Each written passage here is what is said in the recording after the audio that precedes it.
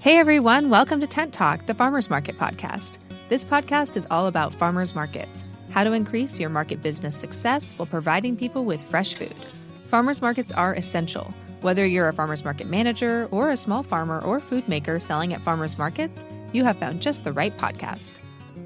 This week, we're sharing a live recording from the 7th annual Intense the Farmers Market Conference, which we hosted in San Diego and online in March. It was 3 full days of presentations, panel discussions, networking, and a lot of farmers market fun. In this Tent Talk Live episode, we hear from Shiny Flanary, a queer Black farmer and founder and manager of Come Thru Market, a Black and Indigenous incubator farmers market and farmer training program in unceded Chinook and Cowlitz territory, so-called Portland, Oregon.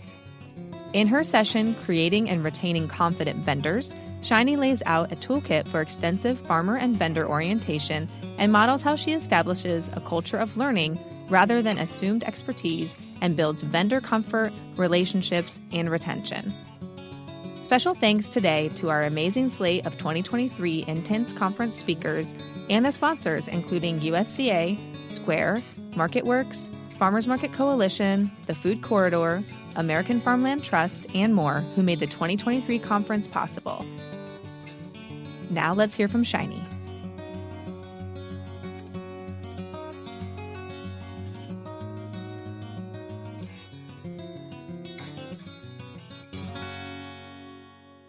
Shiny's an Intense Conference favorite. We get comment cards every year that say, bring us more Shiny. And we're very happy to have her here. A queer Black farmer who wears a lot of hats. Shiny runs her farm and herbal products business. Scrapberry Farm is a member of the Racing Farm Collective. I asked you and I'm still not positive.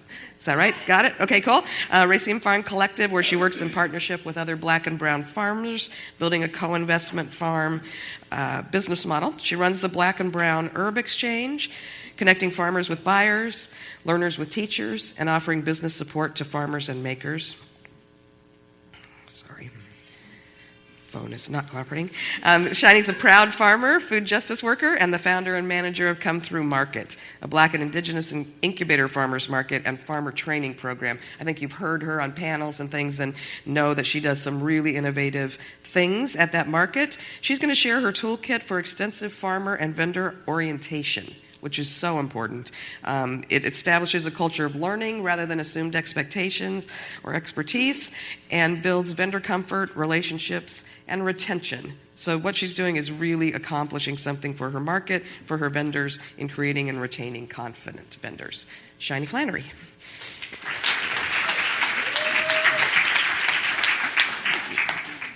Woo, good morning, y'all. Good morning, Zoom.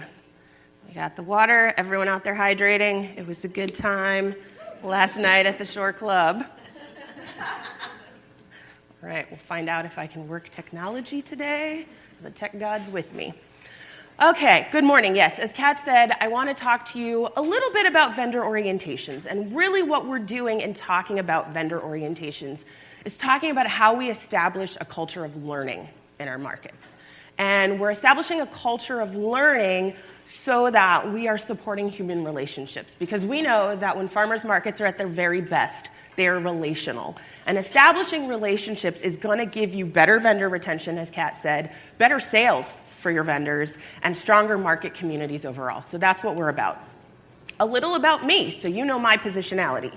I am an anti-racist. I know you're surprised. I'm a market manager. I am also a farmer. I'm a teacher, and I'm a rabble-rouser, so you know that I'm trouble. It is through the grace of my ancestors and the ancestors of the land on which I farm that I have the ability to have these thoughts, to pursue this liberation, and to come here and share the journey with you all. So here's the thing. Your market has a culture. I promise you that your market has a culture. It might not be the culture you think it is, though. And so, some of us have maybe encountered a diagram before of like a culture iceberg, and we see that most of our culture is actually under the water. So this is our market culture iceberg. And the things that people see very clearly that speak your culture to them, that define your culture to them, are things like your vendor handbook. It's the actual people you hire. It's the people you select to volunteer in your markets. It's the people you select as your vendors. It's the music you play. It's the symbols you use, your logos, your graphics. It's where your market is. Is your market in a historically Black neighborhood but not run by a Black person? That's a part of your market's culture. Your community partners, the logos that they have that you're willing to put on a banner on your fence, all of those things, your application, what your application is like, if your application is hard, if your application is expensive, if your application is free, those are all parts of your culture. Also part of your hidden culture is stuff like the way we've always done it, your mission, vision, and values. And we see that your mission, vision, and values, they're pretty close to the surface, right? But the truth is, to really live in your value statement, to really live in your 5-year, 10-year, 25-year market vision statement that you've got out there, to really live in your mission, you have to know you, the market manager. You have to know the market leadership, and you have to really know the culture. So often when outsiders look at those documents, they're not necessarily having the exact same culture read that you thought they might, even though you think that this is a publicly accessible document. The collective habits of your market and your market team are very much a part of the culture. What you show up wearing is a part of your culture. How you communicate, the things you believe, the ways that people do or do not have trust within your market community is all market culture, right? The outcomes, the biases, all of those unwritten rules. Hey, you can't put up a speaker when you're setting up and listening to music. That's your culture. So what we want to start doing as a part of getting to a place where we have a learning culture, where our orientations are really hitting in the way that we want them to, is to have some idea of what the culture is going on in your market. So the places that we often have two choices of our culture are a learning culture and a training culture, right? A learning culture often can really sound something like, well, the squeaky wheel gets the grease. You know, you get out there in a learning culture and you make your need known, and somebody will generally meet it. In a training culture, it often sounds a lot like the nail that sticks out gets hammered. You know, and for some people on the surface, that looks like the same set of behaviors, but it's really not, right? So learning cultures are places where questions are valuable, independent of answers, right? Where curiosity is valued and rewarded, where sharing information with other people is habitual, right? And where lived expertise matters and is regarded highly. Those are all aspects of a learning culture. A training culture is places where we see things like reaching out to share lateral information might be discouraged. You know, you're not the manager. Please don't tell other vendors what the rules are here. And there are sometimes good reasons for that, right? Like, it's not that these are all inherently bad, but it's that we want to be really intentional about what we're doing. In a training culture, power is attached to hierarchy and expertise is attached to power. So the idea that a vendor might be the greatest expert at their own lived experience gets lost a lot in a training culture. So clearly, where we want to be moving to is more of a learning culture. I'm curious, how many of you all who are in the room with me here run some type of vendor orientation? Okay, so about maybe a third of you. I'm expecting that it's probably a similar type of representation on Zoom, so that helps me kind of know who we're all talking to and how we do things. If we're establishing a market culture of learning, we are establishing a culture that is highly relational, that it connects people, but it also connects practices and ideas, that you don't have habits and unwritten rules in your market that are completely disconnected from the relationships that drive the market and its community. Market cultures of learning are incredibly social and collaborative, right? So we have learner-to-learner expression. We have movement in all directions. It is highly habitual to learn in a market culture of learning. People learn because they want to. And very often, in a culture of learning, we see learning to be rather than learning about. So what I mean by that is, if you want your vendors to be a gold star vendor, you teach them the forms of that being. So we teach being an on-time person. We teach and live and model being a relational person, being a care-oriented person, rather than telling them about what it would look like to be a person who's on time. Rather than telling them about how to be relational, we do relationship.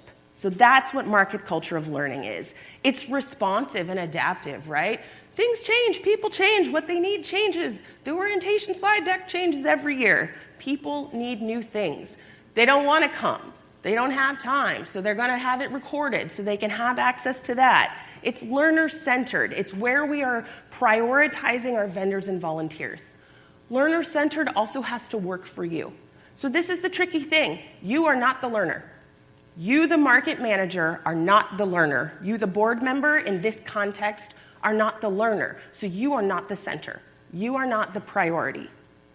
Of course, prioritizing our communities makes our needs get met. It makes our jobs easier to do, but it takes some work, and it takes some decommission of the ego to really understand it's not about me. It has to work for me. I have to be able to oversee it and help roll it out, but it ain't about me. So what do I mean when I say relational? I mean that the relationships are valued over the transactions. That's true between vendors and shoppers. That's true between you and your volunteers. It moves in all of the directions, laterally, up, down. It means that question answering is community care. People are really safe to learn from mistakes. We have psychological safety in a learning culture, right? It's vulnerable to get out there and ask questions and tell people your needs and explain what you actually haven't understood for the entire last 7 markets you've attended, that you've just been skating by. That requires psychological safety. So we need to have practices and procedures and people that are related to one another, because organic relationships lead to social learning. Social in a learning culture is a place where knowledge sharing happens organically, and where we have taught people how to be a community-oriented vendor so that we're not worried that they're just making shit up and telling the guy next to them in the booth, but that they're actually pointing to the documents and resources that you build for them and saying, oh, hey, man, did you know that it is actually fine for you to listen to music right now, but you got to turn that off before the DJ comes. You got to turn that off before the guy with the harmonica does his harmonica thing. Because folks who learn and pass on your official market information are going to get rewarded for doing so. And you can reward people in lots of ways. I like to hide Easter eggs in my stuff. That's how I know if they read it. That's what I used to do as a college prof, Easter eggs in the syllabus. So when I send them mail that I really hope they read, when I put out another multi-page PDF of something, sometimes in there, just for fun, it'll say something like, email me something with the memo that says unicorns are weird, and I'll comp your next market. You know? So just hiding things in there is a reward for learning. It creates a culture where people are like, what did she say today, and what's the cookie? You know, so we're creating a culture where we know it together, not where we're know-it-alls. When I say that a culture of learning is habitual, it's a place where curiosity is celebrated, where your answers contain pathways to learning. This is a thing we have to really retrain ourselves in as market managers. It's tempting to always just give out the answer. Thursday at 10 a.m. is when cancellations are. Hello? You know, but actually, hey, let me do the work of getting out my phone, going to the market website, going to the vendor section, pulling out the PDF that's going to show you this, scrolling to page 3, and reminding you that this is where the information for you lives, you know? Or, hey, Shiny, like, I can't remember, can I get ice from in the building? So remember, Boo, in the recording of the orientation, how we talk about we can't go in the building and ask them for resources because they don't actually supply us with those? So it's always giving a pathway to where the answer would be contained, and also giving them the answer, because people aren't going to like you if you just say no, go look it up. But we're always establishing the idea that next time you know where to get that information and you know where to share it with somebody else. And this is the thing. Even though they're not your favorite vendor, your but why vendor is your next ambassador for continual community learning. So that's the person you need to pull into the fold and put to work instead of letting them work your last nerve. Learning cultures are responsive. So these are places where you lead by example, where you train and condition your board members when they come on site and do those weird visits, where they are also leading by example, where your volunteers are leading by example, where your market staff and your teams are all doing this responsive, feedback-driven work, and where people are not afraid to give you feedback. People tell me every day in my market, I think you suck today. Okay, that's cool. Keep it moving. And what I genuinely feel is proud that I created a space where the people know they can tell me, that wasn't it. That time you dripped over here and told me that the eggplants needed to change price but didn't give me context felt really bad. That's not it today. Thanks for letting me know that. I need to do a better job of giving you information about why we're changing the prices of your eggplants. We offer learning materials in different formats. We get people to translate them if we need them to, right? Don't be afraid that offering translated materials means people expect you to offer service in those languages. You can always put it on your translated materials, a nice little asterisk line that says, we are able to provide this thanks to whatever community partner translated it, and we do not offer this language at the info booth. That's okay to tell people, but adapt all the things you can as you find out about the changing needs. If we are learner-centered, vendors can get the info when they want it, where they want it, how they want it. They wanted a recording. They weren't available Thursday at 7 when the orientation happened. They want to see it again later. They want to get their new incoming homie who's going to volunteer sometimes in the booth to watch it, but also, they have ADHD. Watching a 45-minute long video isn't going to work for them, so you've also extracted all the main points and put them in a one-page, high-level doc. They know where all those things live. They get them when they want them. They share them how they need to. That's what we want in our learner-centered market. So how does this all come together in a vendor orientation? This is a little bit of what our vendor orientation looks like. You can see sort of my market team hanging out in there. So I've got Tara in the middle, and they are my market assistant. And then I just hired Leilani, and I haven't squeaked a photo out of them yet. And that's my new SNAP coordinator. So this is always the first slide that folks see in the orientation. It orients them to the identities of the people in the market. It orients them to the people's pronouns. Those things matter. We're talking about ways that we greet and meet one another with consent. That's what we do when we tell people how to respect our identity and then open and extend that offer to them for them to tell us how to respect their identity. So at this point in my vendor orientation, everything stops and every single person on the call talks. And they tell us who they are and what their business is. And I'm very good at keeping people moving, so this is not going to take all night. But we are going to hear from everybody in the circle because that's a learning culture and it takes time. So we leave that time. Here we are, your team. We are beholden to you. You are beholden to one another. So let's find out who's in the room. That's what we do. You've got logistical and responsive considerations to work through when you're putting together this learning culture-driven orientation, right? So you've got some choices, but they're going to involve scheduling. They're going to involve your ability to record or not. Right? If you don't have a level of paid software that can record for the amount of time that your orientation is going to take, which is more than your free hour on Zoom if you let everybody introduce themselves. You've got to deal with languages, captions, and translation services, right? So we don't get automatic captioning if we move the orientation only to face-to-face. And there's trade-offs, right? These are just things we have to consider. Do you have a translation or interpretation budget if needed? If you don't, I would really strongly recommend that you might consider, even if you only subscribe to it for that month, getting a subscription to Zoom, which will do auto captioning for you. Google Meet doesn't do auto captioning in the same way, unfortunately. But the other things that come along with that trade-off, we're still in a pandemic. You all see me walking around here wearing a mask most of the time, right? We're still in a pandemic when we get very close with people whose practices we don't know. So we could have the ease of learners at their own stations not being, stressed about that, but we get some trade-offs.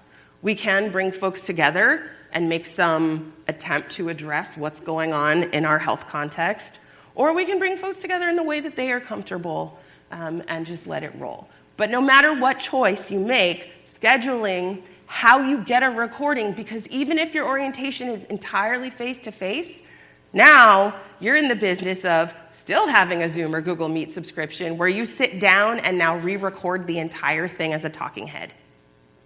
So that's your choice, right? Like, you can just record the whole thing, let it rip, and record what you get. Or you can say, let's have a face-to-face orientation where we hit all the points, and then I sit back down and make a nice clean recording of me doing the talking. And either of those can be a good approach. It really depends on what you're working with and what you have. You have social and relational considerations about doing an orientation. So how do you maintain the connective activity in an online orientation? That's a thing you have to pay careful attention to. Because we remember, right, we're building a social, a collaborative, a relational culture. And we want to start doing that in our orientation. I do that sometimes by intentionally inviting past vendors. Because I tell you, like, the people who don't show up for the live orientation are people who have been doing this with me for a long time. They're like, I know what she's going to say. And she's going to be long-winded, too. But sometimes I invite them on purpose. And I say, can you come in and just, when I hit the points, tell that story about the time you didn't cancel by Thursday at 10 a.m. And what happened? Come talk about it. And here's the other thing, because we know this, and we talked about this a lot yesterday. Free food is magic. And it's really hard to give people free food when they're at home on their computer. You can do it, but it will cost you a lot of money, and I don't recommend it. So these are the things that you have to have a plan for, and you have to work through. I am betting that sometime in the last 3 years, you went to at least 2 really good online sessions of some kind.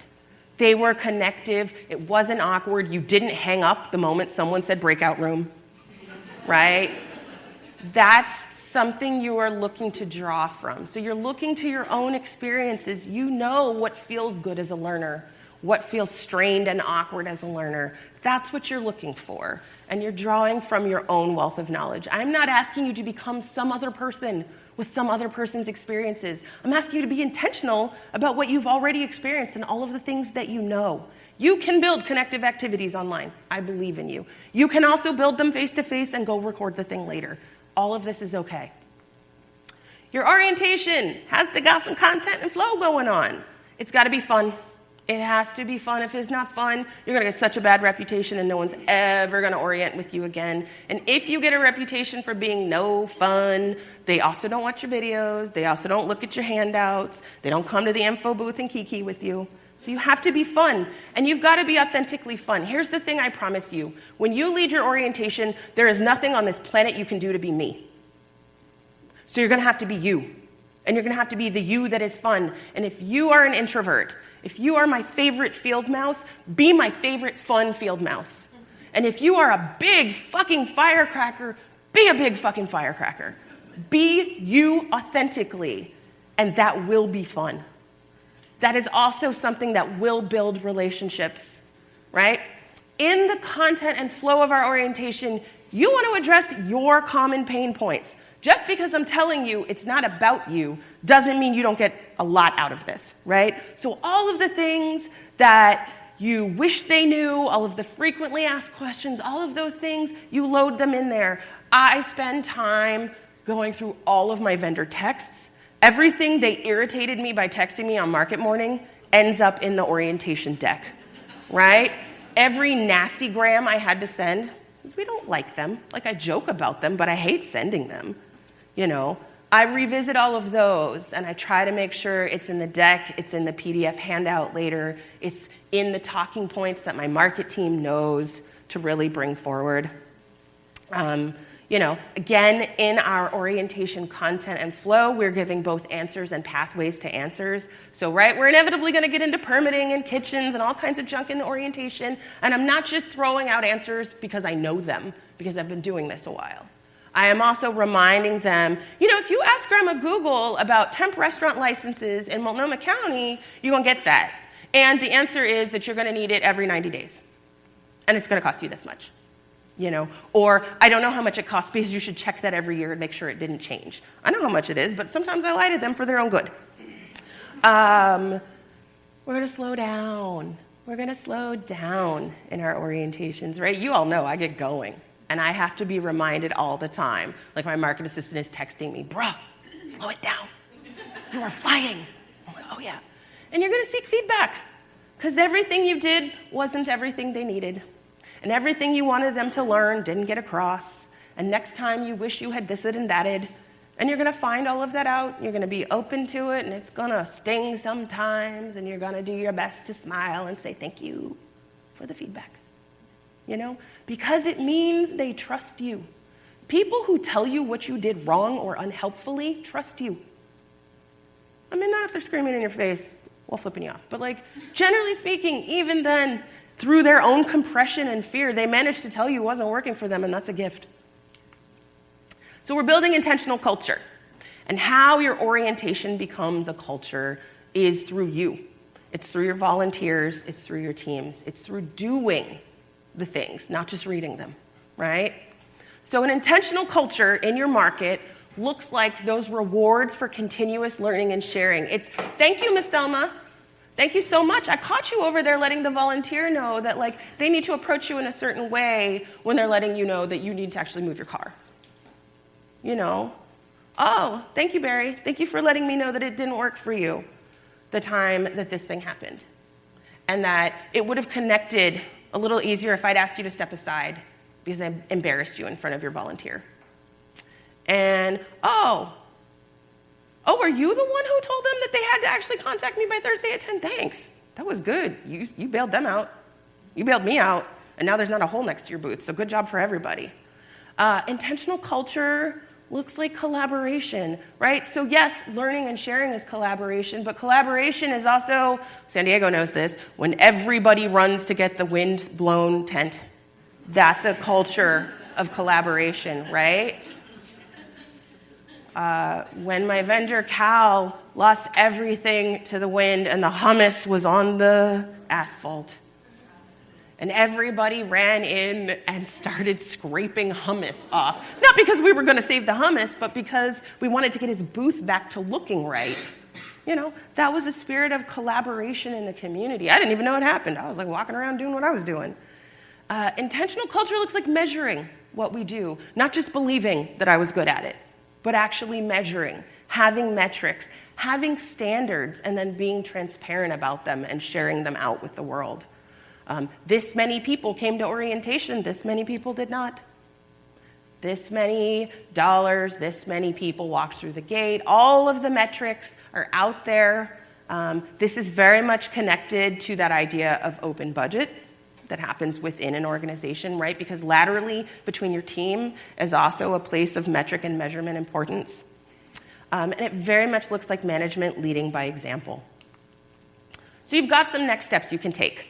And unsurprisingly, I generally think you start with a culture audit, right? So we're looking at what are you doing around trainings? And remember that training is an activity, not a culture. So even though I'm telling you we don't want a training culture, we want a lateral and supportive learning culture, we're still doing training activity within our learning culture. So I want you to look at your training strategy. And I bet a lot of you are thinking, I don't have a training strategy. I have an orientation.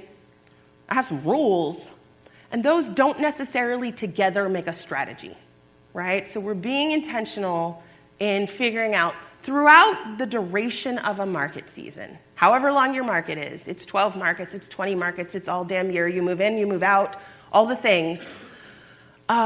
Do you have a sense of, through that entire timeline of a vendor, through the entire timeline of a community member, whoever the stakeholders we're thinking of, do you have a sense of where the milestones of learning and training fall in that person's experience with you?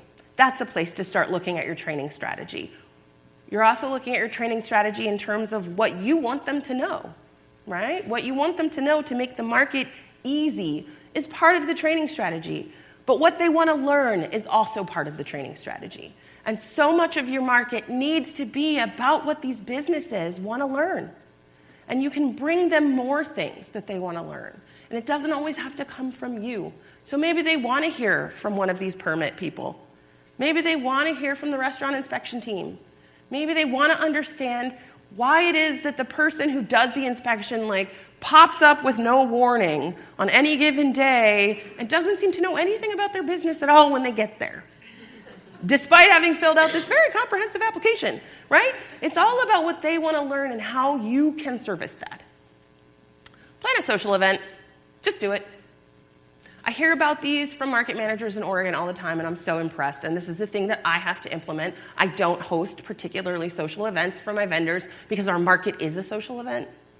And also, I'm still derelict, and I'm realizing that, and giving them this opportunity to really come together independent of doing business, right? So it's on me to contact the folks who own my parking lot and say, can I have one extra day?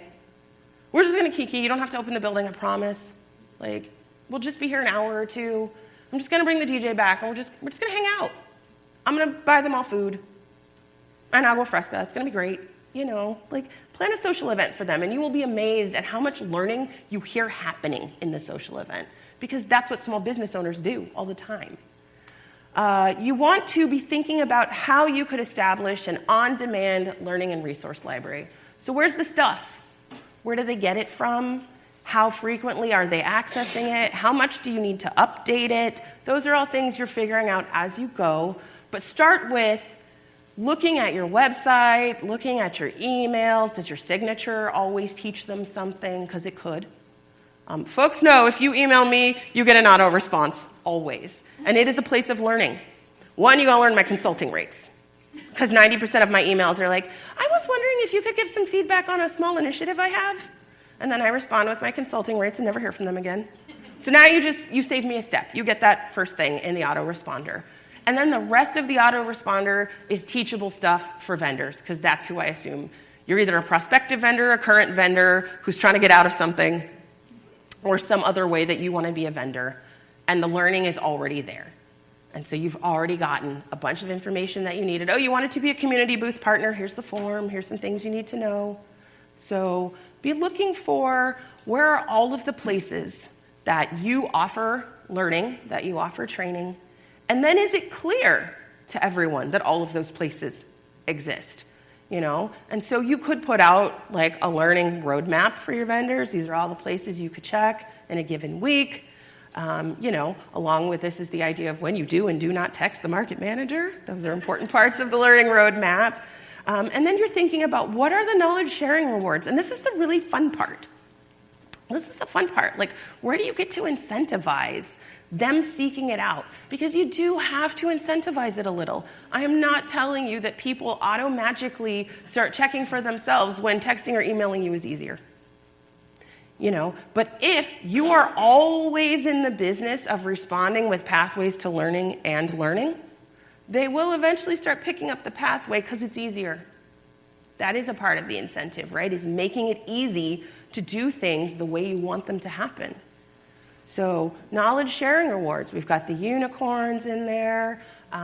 We've got like all kinds of ways that we can do this, but we got to be making it fun and worthwhile.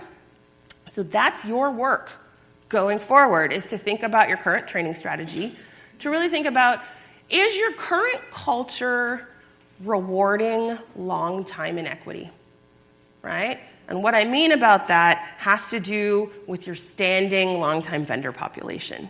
Do they, and we talked about this yesterday also, do they get to thwart the rules in ways that newer folks don't? Because we know that's eroding a learning culture, right? If we're not treating people the same way, we just throw it all out. So we're investigating what's going on. We're taking that compassionate curiosity machine that we're developing in ourselves and in our vendors and in everybody else, and we're putting it to work in our market. You might go out and ask one of your vendors, are you willing to do this with us? I'll comp you a couple markets, I'll pay you, whatever the appropriate exchange is there, you want to offer that. But hey, do you want to do this step through with me? Will you spend an hour sitting down at our website and just talking to me about it? Do you ever look at this? Why not? Ask someone brand new. Ask your longest vendor. Ask yourself, has your longest vendor always been in the best booth? That's what I mean when I say long-time vendors sometimes represent long-time inequities. Do you have a rule at your market that you can't have music during setup, but the mushroom guy who's been there forever always plays music and no one says anything? Because that's a long-term inequity represented by a long-term vendor. And we lose track of them, right? This is not me telling you that you're bad people. If you have these things happening in your market, it's me telling you that you're really busy and you lost track of some things. and that's normal, and that's human. So, in the pursuit of our own learning culture and our own psychological safety, everybody take a breath. Zoomies, we're breathing. Let's breathe, right? You're not a bad guy if you don't do any of these things. You're probably not a gold star hero if you're doing some of these things. You're just a person. Your vendors are people. You're in a community together. You have shared goals. You can be intentional about how you reach those shared goals. That's all we're really talking about here. That's what we're saying, that you can do these things. So my last thoughts. Learning makes noise. I have addressed you folks many, many times about the importance of letting noise happen in your market environment. Learning makes noise. They're going to interrupt you in your orientation repeatedly. They're going to start kikiing on the side about what else they did last year, the time that so-and-so didn't do whatever, the time somebody didn't have weights, all the things. It's seldom on your timeline. You can schedule it, but the learning happens when the learning happens. So you got to get a little flexible. You got to get a little comfortable with the idea that you don't get to control it heavily. It goes so rarely according to plan. I love to plan things. And then I get there and I'm just like, here's an example. I have notes. I haven't looked at them once. I don't know what's happening in those. That's apparently what I was going to talk about. This is the talk you got. So the learning, it happens how it happens. And if it didn't happen in the way you imagine, that's okay. You have the next orientation to do it again, right? If it didn't all come together this season, there's always another market season, If everybody's field caught on fire, well, we're all going to start again anyway, and that's okay, right? So I do want you to be gentle with yourselves. I do want you to be firm with yourselves. And that's a big part of the importance here, because it's always worthwhile. It's always worthwhile to do this. Thanks, everybody.